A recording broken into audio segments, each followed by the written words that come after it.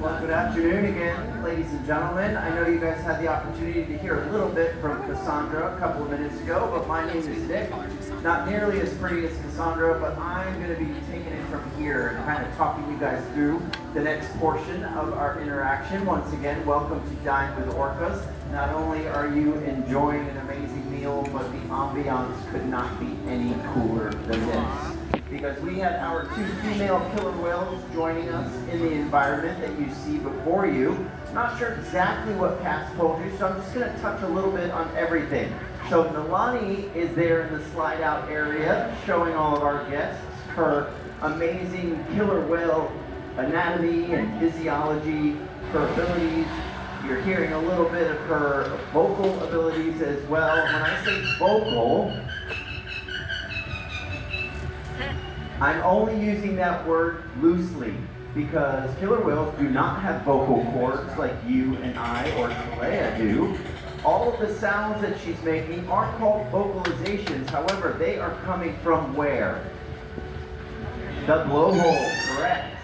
Yes, all of the sounds that the killer whales make come directly from the blowhole, except for one. And some of you may be making this vocalization in a few minutes. The only sound that comes from a killer whale's mouth is a burp.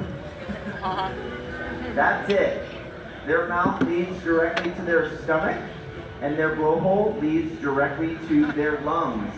The ability to make those vocalizations happens by the whale pushing air from the lung out the blowhole.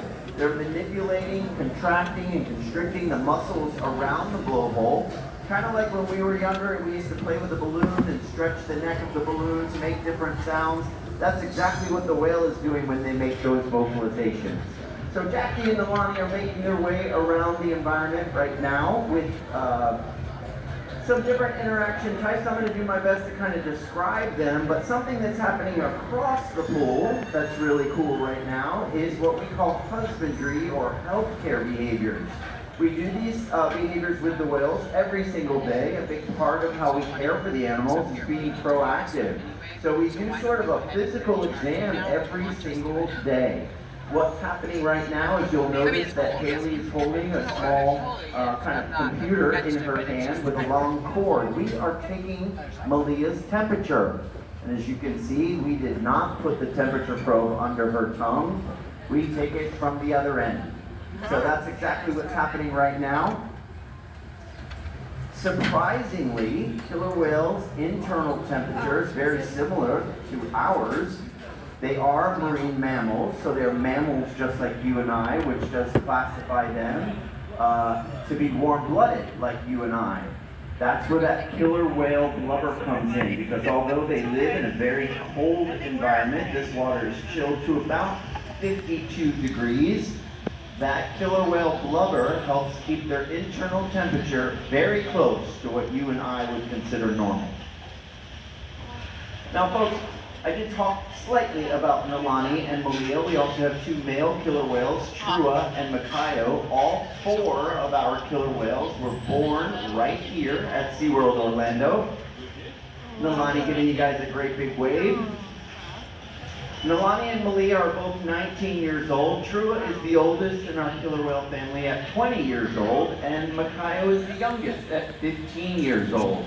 Again, all of our whales were born here at SeaWorld. We use the same training techniques with all of our whales, in fact, all of our animals here at SeaWorld. It's based on operant conditioning. Very simply, what that means is learning based upon the consequences that follow. So we ask the whales to do these behaviors. There is absolutely nothing that Jackie can do to make Nalani do any of these behaviors if she is not willing to do them on her own. Now we communicate to the whales through a variety of different sounds and motions. We use hand signals, body signals. We also have an underwater tone system where we can emit specific sounds under the surface of the water to ask the animals to do a specific behavior. We also use these whistles around our neck. They're called a bridge. That is how we communicate to the animals. Yes, that's correct. That's exactly what I was asking you to do. And then it's followed by some sort of positive reinforcement. So our training techniques are based on operant conditioning and positive reinforcement. Of course we use fish, but we also use things like toys and ice cubes and jello and back rubs. Always coming up with different ways to reward or reinforce the animals. Now Jackie, I think, just asked Nalani to do a jump right here in front. She's using that target pole to mark the position where she's asking her to do that jump, and here she goes.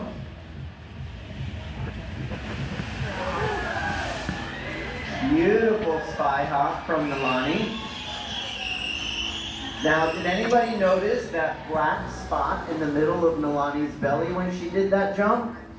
Anybody know what that is? I just gave you a hint because it's on her belly. Belly button. Yes, remember they are mammals. They are attached to an umbilicus when they are born, just like you and I, and that black spot in the center of their belly is what is their belly button. I didn't get a chance to talk about it, but if you were watching Malia over at stage a couple of minutes ago after we took her temperature, she was also getting her teeth cleaned. Yes, we clean in and around all of the whale's teeth twice a day, just like you and I, or just like you and I should be doing, brushing our teeth twice a day to make sure that we keep our oral health at tip-top shape. Well, we do the same thing with the whales. Now, obviously, we don't use a giant toothbrush, but we do use what you would kind of equate to a water pick. We use a chlorohex solution, which cleans in and around all of the whale's teeth. It's very important to keep that oral health very strong. Killer whales have hollow teeth, unlike you and I. They also only get one set. So when we grow up, we have baby teeth that fall out, and then we get our adult teeth in. Killer whales have one set of teeth their whole life, and again, they are hollow. So if that tooth does wear down, it can create an opening in the tooth, which leads directly to the jaw. That's why it's so important for us to keep all of those teeth and, of course, their jaws as healthy as possible. So that's why we do that. We clean their teeth twice a day.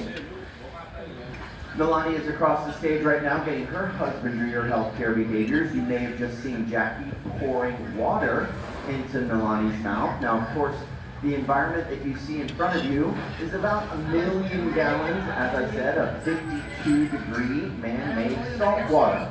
So the whales do not drink the water that they live in. Killer whales here at Seaworld and in the wild get hydration that they need from the fish that they eat. So the water content in the fish is where they get that hydration from. However, again, just like you and I, we know it's healthier for us to be hydrated and to stay hydrated. So occasionally we will give the animals increased hydration. So the water that we're asking them to drink, to swallow, to ingest, is fresh water. So we not only train them to clean their teeth and take their temperature, we also, as you can see if you watch across the pool, we also train them to drink fresh water to make sure that they are staying extra hydrated. It's probably important for us to stay extra hydrated today as well with these temperatures that we have here in South Florida. South Florida, that's where I grew up, sorry about that. Central Florida. The temperatures and the heat out there, you guys want to make sure that you guys are drinking lots of water to stay healthy like our whales. Now I just talked a little bit about the types of reinforcement and training techniques that we use with the animals. As equally important are the relationships that we build with the whales. Now it may not be exactly the way you would use the term relationship, but what it means to us as animal trainers is that the whales learn to recognize us. They recognize us as something positive, and that's what allows us to do what we do with the animals in a safe, positive learning environment.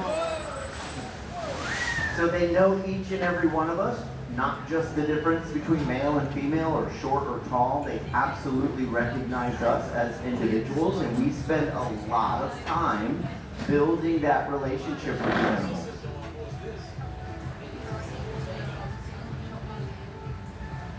Okay, now Cassandra just asked Malia to do that alien spy hop behavior again. She asked for it in the center. That's what those 2 index fingers meant. So we're going to see, she's going to help her out. She didn't need that help. She had it. She was making that turn.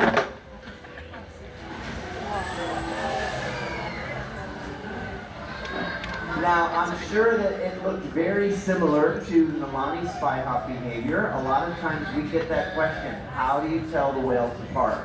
If you look closely, you will see physical characteristic differences in Nalani or between Nalani and Malia. I can point out a couple easy ones. If you see them side by side, Nalani has more rounded eye patches. So those white spots on the sides of their face are called false eye patches. The eye is actually not in that eye patch.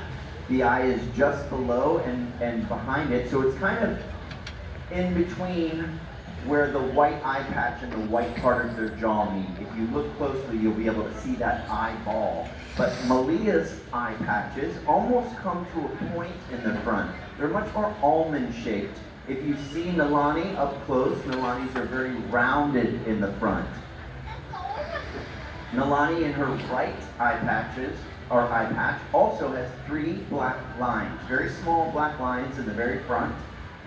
We call them her eyelashes because she's the most beautiful of the killer whales.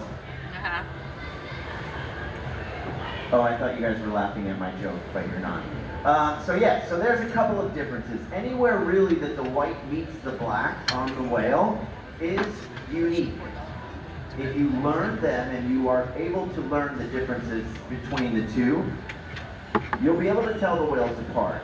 Nalani and Malia are very similar in appearance. However, Nalani is a little bit shorter in length. Malia is a very long, slender whale. Malia also weighs about 400 pounds more than Nalani. They're both right around between 53 and 5,700 pounds. You may ask, how do I know how much the whales weigh? Well, if you look directly across the pool to that large metal platform, that is our killer whale scale, and we weigh the animals a few times a month, sometimes once a week. We actually weighed both of our female killer whales this morning. So that's how we're able to do that. A behavior called a slide-out pose. We saw Nalani do it a few minutes ago in the slide-out area to the far right-hand side of the environment, where they actually slide their bodies up and out of the water and then lift their tail. The reason why we condition the lifting of the tail is to make sure that we're getting the entire animal on the scale to get an accurate weight. And it looks like Malia's giving everybody a big wave goodbye, saying thank you guys for being here. Now the girls are going to have access to this environment for some time. They're making their way around the pool. I'm also going to have several trainers join me over here. If you guys have any questions about anything you've seen here today or any of the animals here at SeaWorld, please let us know. I can't tell you, other than talking about my own kid at home, the whales are probably our favorite thing to talk about on Earth.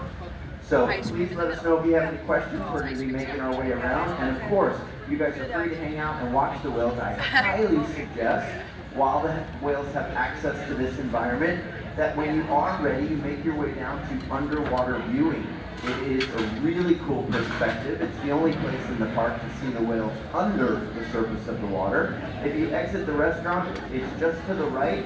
You'll see large viewing window panels down there. And again, it just is a really cool perspective of seeing the whales underwater. But you guys are more than welcome to hang out here, maybe get another dessert or possibly another beverage. We thank you guys so much for coming out to SeaWorld by visiting our park today. Not only are you contributing to the animals here at SeaWorld, but you are also contributing to SeaWorld's efforts in helping animals all over the world, which to date is more than 43,000 animals.